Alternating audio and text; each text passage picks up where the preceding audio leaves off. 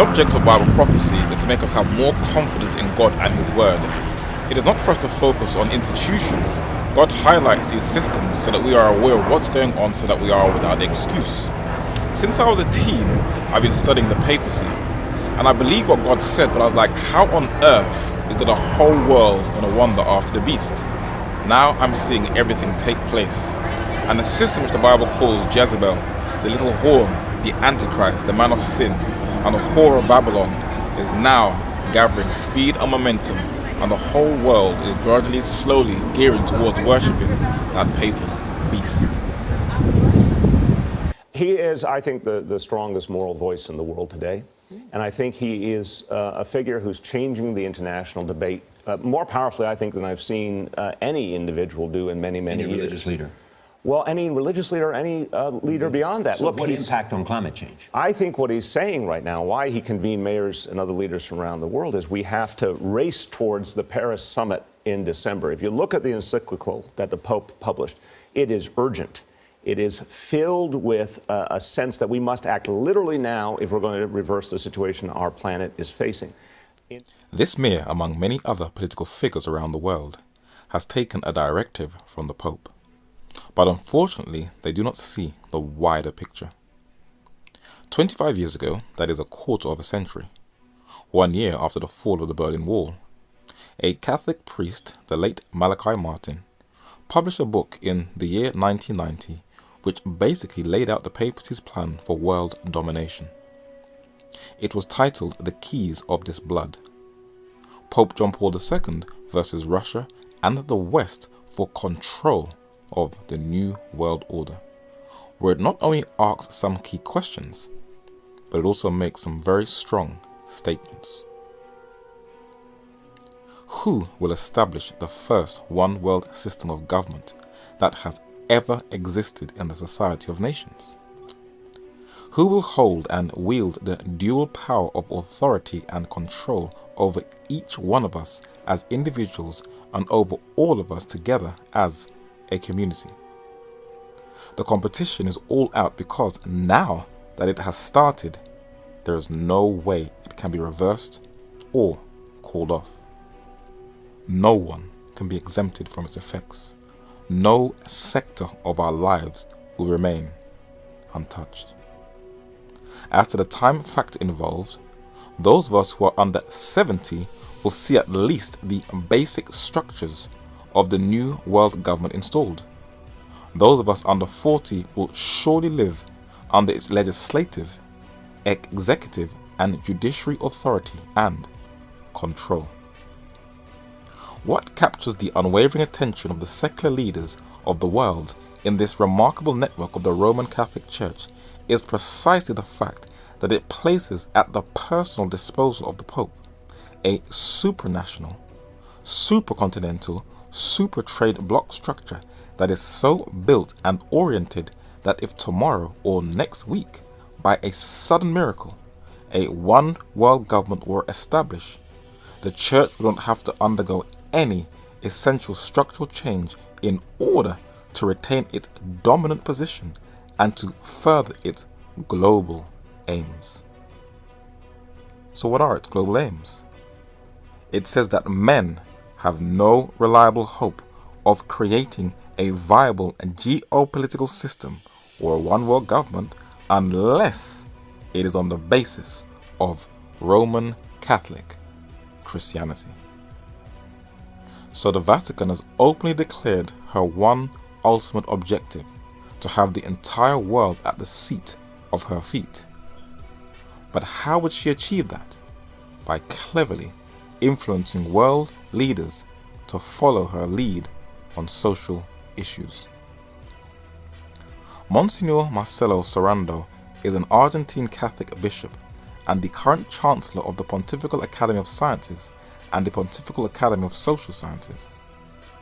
He organized a workshop from the 2nd to the 6th of May 2014, and it included some of the top scientists in the world, many of them who are members of the Pontifical Academy of Sciences, who, though secular scientists, are using Catholic social teaching such as the common good to interpret how to make the world a better place.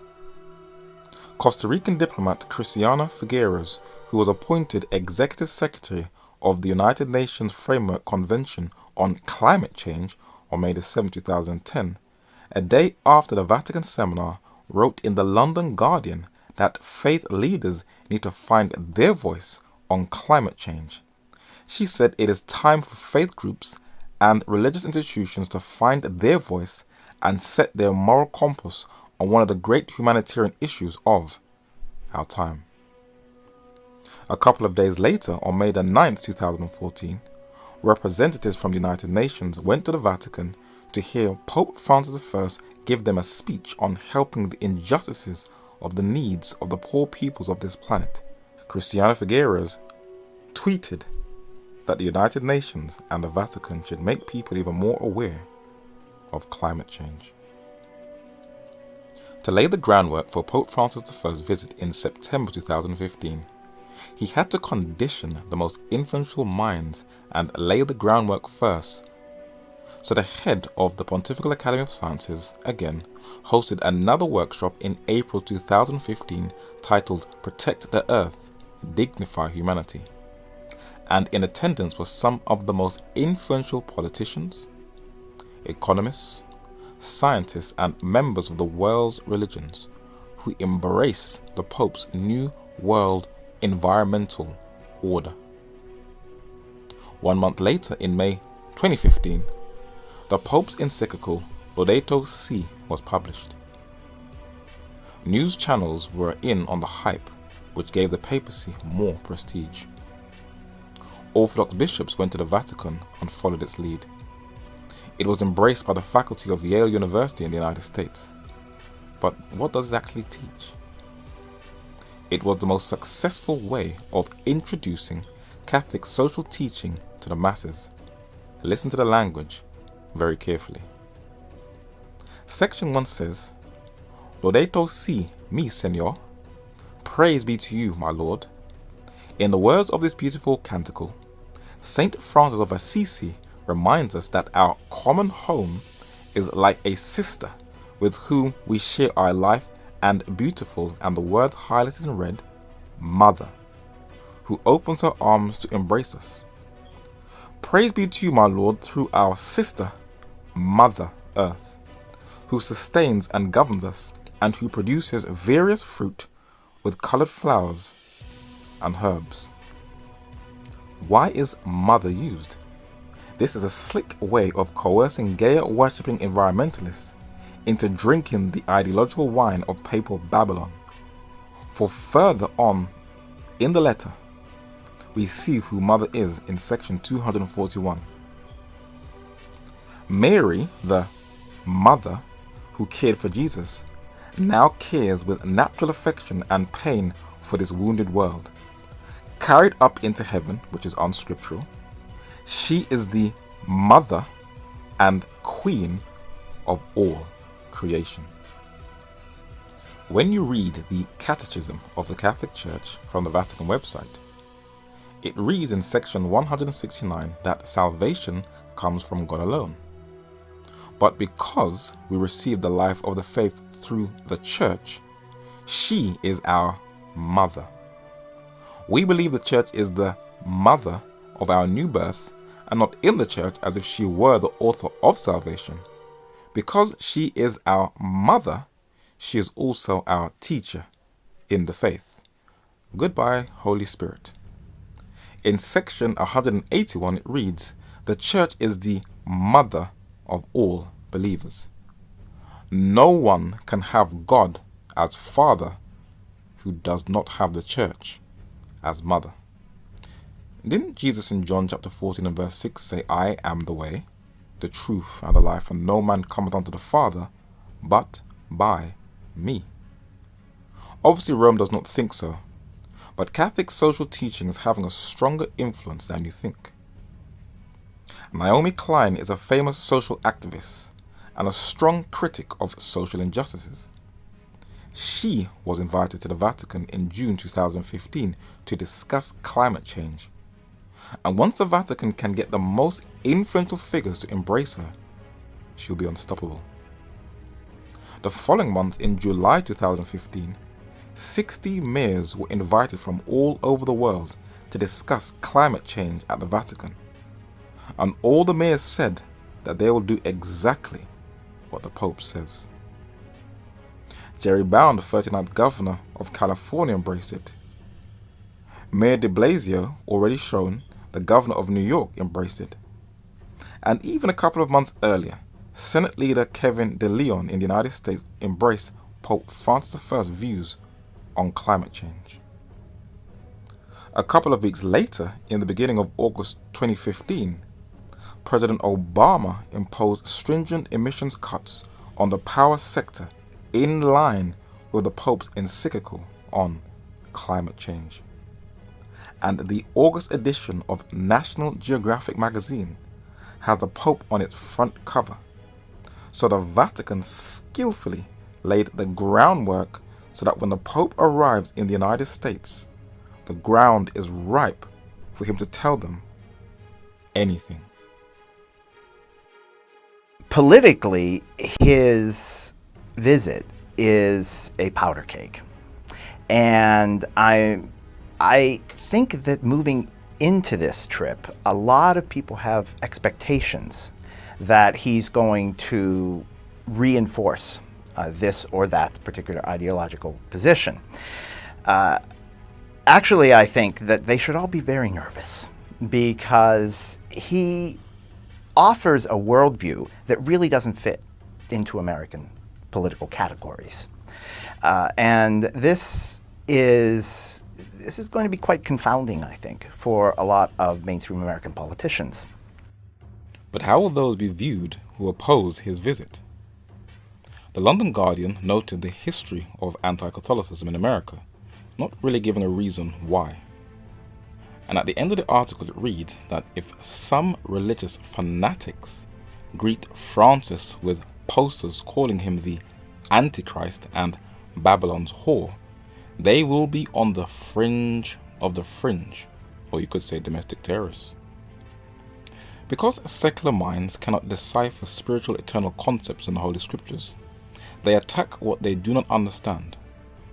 When identifying the last power on earth, the book of Revelation says, "And upon her forehead was a name written, Mystery, Babylon the Great, the mother of harlots and abominations of the earth."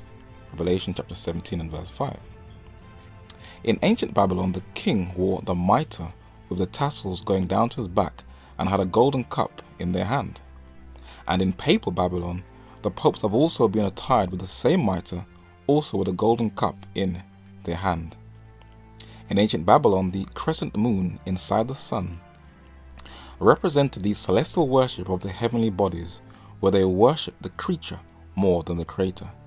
And that system of pagan idolatry has been transferred to papal Babylon, where the monstrance used in Mass has the crescent moon that will hold the wafer, representing not Jesus Christ, but the sun god. Calling papal Rome Babylon is not new at all. William Tyndale, the 16th century English reformer, who translated most of the Bible from Hebrew and Greek into English, identified the papacy as Mystery Babylon. He said that the great idol, the whore of Babylon, Antichrist of Rome, whom they call the Pope. The following century, Thomas Goodwin, president of Magdalen College of the University of Oxford, is clear that this view preceded Tyndale by many centuries. He said that in the same chapter, that is 17, you find this Romanum Ecclesiam es Meretricum Babylonicum, that the Church of Rome was the whore of Babylon, which thing the professors in those next ages did inculcate and insist on, and made the eminent article of their profession and confession. By this was especially done by Wycliffe and his followers, beginning about the year 1371 in England, and after him by John Huss and Jerome of Prague and their followers, anno 1400. In the following century, Thomas Newton, who was the Bishop of Bristol, carried the torch and verified this clear biblical Protestant position. A woman sitting upon a beast is a lively and significant emblem of a church or city directing and governing an empire. The woman is arrayed or clothed too, verse 4, in purple and scarlet color, this being the color of the popes and cardinals. In the following century, Dr. Henry Grattan Guinness, missionary, preacher, author, and prophetic scholar, continues in this historicist school of prophetic interpretation. He said that the view that Babylon meant the Church of Rome was held long before the Reformation, and may be said to some extent to have produced it. The Babylonian harlot is represented as enthroned upon many waters, which are nations and peoples. She is not only a church, but a church ruling nations. That is, she claims a temporal as well as a spiritual sway. She governs the beast and his 10 horns, and so unites a civil and a religious supremacy. Now, this is one of the most striking characteristics of the Church of Rome, and of that church only. Now, who revealed this light to these intellectual English prophetic scholars? I, Jesus, have sent mine angel to testify unto these things in the churches. I am the root and the offspring of David, and the bright and morning star. So the object of prophecy is not only to guide God's people through time and throughout the ages and identify the obstacles they would face, but more so than ever that the character, and I have to stress it, the character of Jesus Christ is developed in their lives, and that there is more confidence in Jesus and his word for those professed who doubt. We have also a more sure word of prophecy, whereunto ye do well that ye take heed to it, for it is a light that shineth in a dark place until the day dawn, and when it is embraced and acted upon and studied, the day star, who is Jesus Christ, the bright and morning star, will arise or manifest in your hearts or in your everyday life. So when we see the papacy, the whore of Babylon, while the world scratches their head on how a geopolitical religious power can have such a global sway on secular leaders all over the planet, those who study the two kingdoms still may be a little shocked themselves, but have confidence in God's word that he foretold us of these things to guide God's people into eternity. So as this study comes to a close, let us analyze what the papacy's endgame is. The world has been sucked into the vortex of papal hype. Pope Francis I is seen as this global megastar, but so was the late Pope John Paul II. He was also viewed as a global celebrity. And what people think are new policies by Pope Francis, if a little more background research is done, they would know that he has only continued where his predecessors have left off. In this book, The Keys of This Blood, you will clearly see that what many view as new has been mapped out a quarter of a century ago. Already known for its long cooperation with the policies of Antonio Gramsci, the Pontifical Commission for Justice and Peace, in each of its local branches throughout the 4,000 dioceses of John Paul II Roman Catholic Church, and observe this language very carefully, consistently endorses the main themes of, listen, Soviet Marxist policy, the evils of capitalism in Western democracies, the call for a unilateral disarmament by the Western powers, the absolute need to establish a one world economic system based on the distribution of the riches, goods and services of the capitalist world. This statement was 25 years ago by a Catholic priest. Let us see the movements of the current Pope.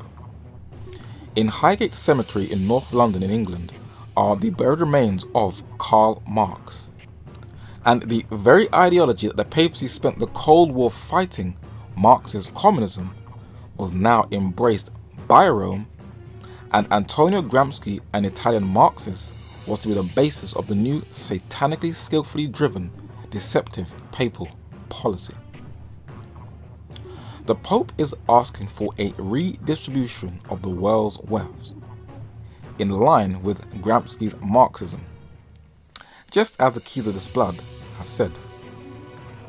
But has any journalist, politician, or religious leader asked the Pope, will he distribute his own wealth? The Economist magazine says that the Catholic Church is as big as any company in America. Time magazine says the Vatican has big investments in banking, insurance, chemicals, steel, construction, and real estate. A British director plans to do a film of the Vatican's deep connections with the mafia, which is probably its connections also to its narcotics money. The Vatican is very secretive about its economic holdings, and only through pressure has it released its financial report. She is rich, beyond rich, rich, rich, rich.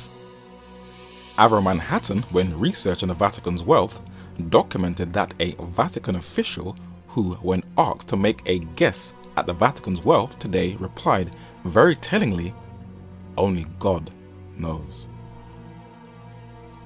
Who controls this wealth that Revelation chapter 17 verse 4 and chapter 18 verse 3 foretold us about? According to the Roman Catholic canon law, it reads that the Roman Pontiff, by virtue of governance, is the supreme administrator and steward of all ecclesiastical goods.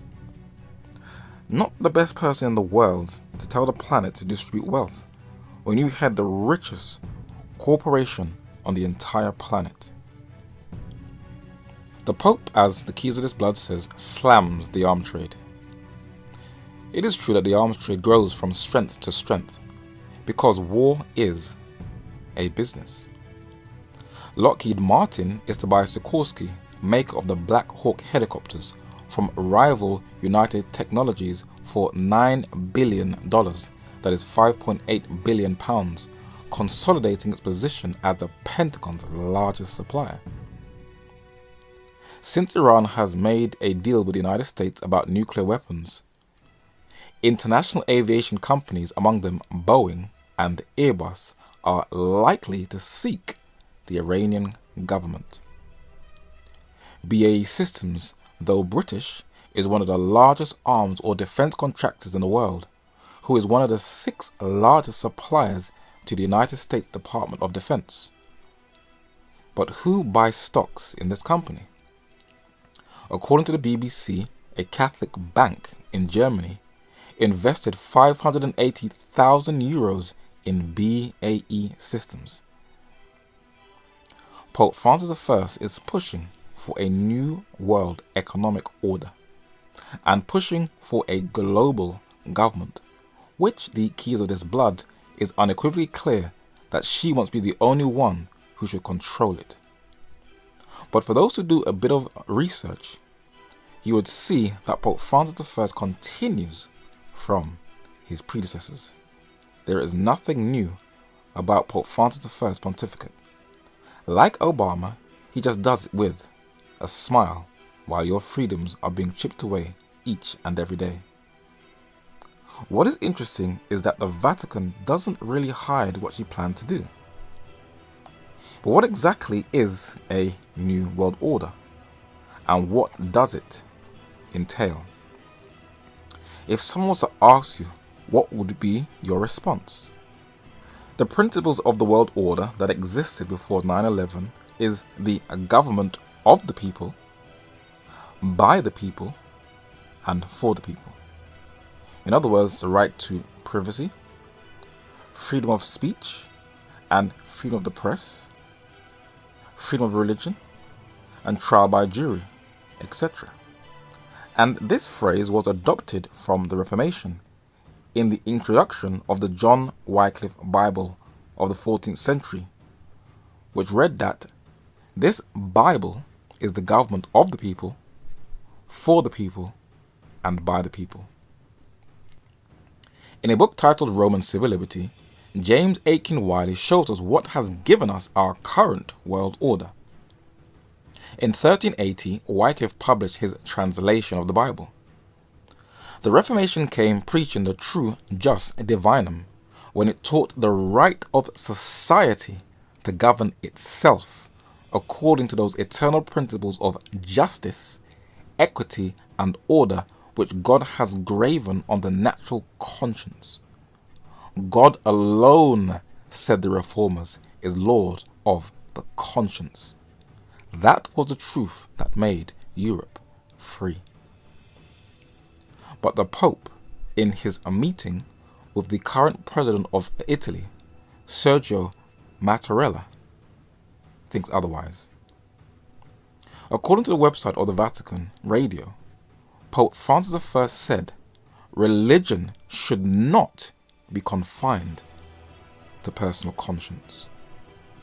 So to have a new world order, you have to destroy all the freedoms that has been handed down from the Protestant Reformation based upon the Bible.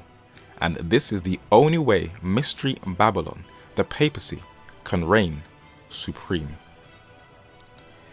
If you really want to know about the papacy, then you have to study the Bible. Not for head knowledge to debate and bash people over the head with, but for spiritual edification and to share with others that there is a God in heaven who has not abandoned his creation, but wants to commune with us throughout the ceaseless ages of eternity. I know it can be very depressing when you see the madness taking place in this world, but prophecy said Christ is coming back. As a policy of Even at the Doors, please research every Bible text and every other document for yourselves in this study. As I've been telling people for years, if you do not have a desire for God and His Word, this information will just go over your head. It will be irrelevant to you. But the more you desire to be like Him, when you observe these things, the object of prophecy is to really strengthen your walk with God. As we continue these studies, I really hope and pray that people are searching their own hearts to see where they are at spiritually, so that they can get a closer walk with Christ, so they're not caught off guard when the final events take place on this earth.